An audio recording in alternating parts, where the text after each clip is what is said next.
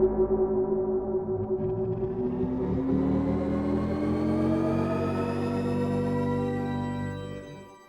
have we been doing?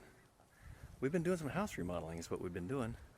We had 2 layers of siding taken off the house, and it's taken us all summer to peel the old lead-based paint off of that thing and prime it and sand it and caulk it and fill nail holes and sand it again and prime it again, and then okay, so now it's done.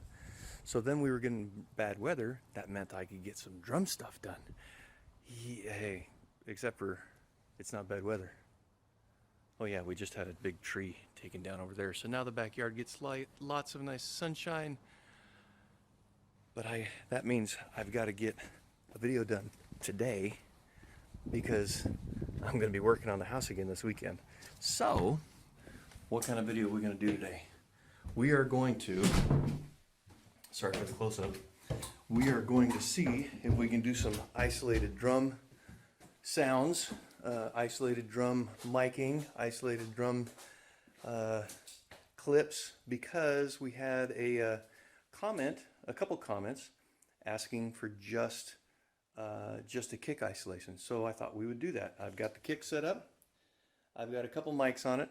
We may try a couple more just for giggles because we can. And but we don't have any. We still don't have all of our sound panels up. We're still in the process of making these really awesome curtains, which really help to deaden down the echo in this little low ceiling. I don't know if you can see it right there. Yeah, oh yeah, look at that, a little low ceiling in the little basement here, but we're gonna do the best we can. So yeah, let's see what we got. Oh, and real quick, before I get going on making this video, if you would you mind hitting that subscribe and that little bell notification and maybe a thumbs up on the video, or leave comments. Hey, you can leave a thumbs down. It's totally cool. If you don't like some of the stuff I'm doing, that's cool. But I want to hear about it to see if you got some better ideas. So yeah, on with the video. So first off, we'll have the kick drum. It's just a 22-inch standard 1972 Ludwig Vistalite kick drum. There's no muffling inside, except for I did go ahead and put a small muffling pillow in there, because as these attack Orbit's heads seated in, I got a little bit more ring than what I was anticipating. And as you could probably see in my old video, maybe I can put a link up there. When I put the port ring on it, I think I pressed the 2 heads together, and the whole idea of the Orbit's heads is they're supposed to, the inner and the outer head are supposed to be able to move apart and then be kind of self-canceling. I think I may have kind of ruined that by putting the port on there, so or the port ring. So maybe don't do that if you're planning on doing that. But here is the 22-inch Orbit head. I've got them on both sides in basically an empty drum with just a smidge of muffling in it.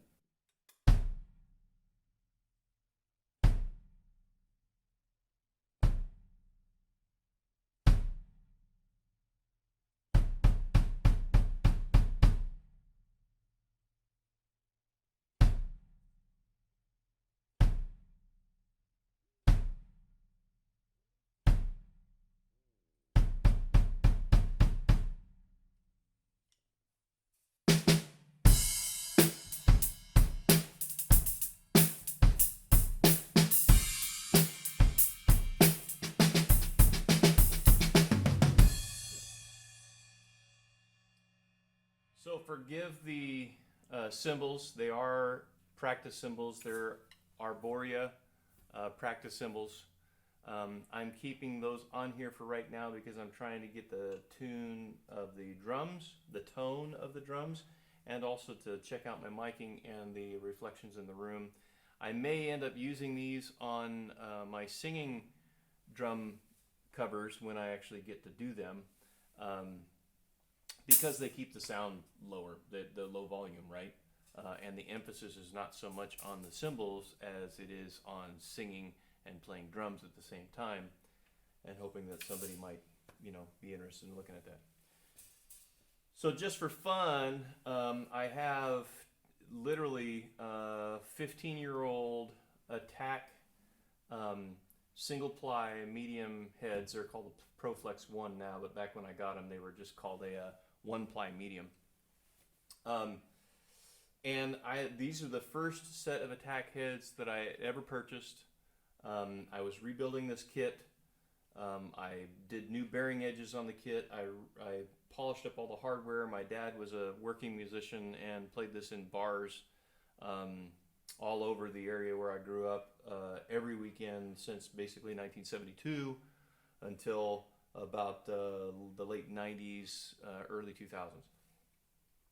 The drum set was in pretty bad shape, and I probably need to do a whole kind of series on this kit. But I took off all the hardware, I polished up all the hardware, I took headlight cleaner to the shells. If you know of something better, if that was a no-no, I apologize, leave it in the comments. But I put these heads on here and I freaking loved it, and then I moved and they were in storage. Literally until we got this basement done. So pretty much over 10 years. And now that my big kit is down at the Madwagon practice space, I decided to bring this kit out. So I've got a whole new set of heads for this, but I just wanted to kind of get the room ready first. So this is with not proper tuning, this is what these drums sound like right now.